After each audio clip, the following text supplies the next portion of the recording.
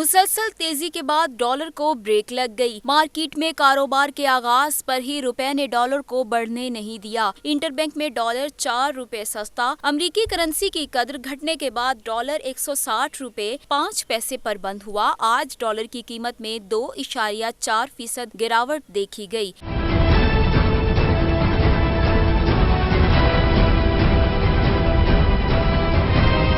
Open market में भी dollar की कीमत में कमी देखी गई। मार्केट में कारोबार के इख्तिताम पर अमेरिकी करेंसी 2 रुपए 50 पैसे सस्ती हुई, जिसके बाद एक अमेरिकी डॉलर 161 रुपए 75 पैसे का हो गया। मुआशी माहिरीन का कहना है कि 2 रोज में मुसलसल डॉलर की कीमत बढ़ने के बाद सरमायाकार परेशान थे। ताहम आज मार्केट में अमेरिकी करेंसी की कदर घटना मुल्क के लिए खुशगवार लम्हा है। ताहम डॉलर की कीमत पर नजर रखने की जरूरत है।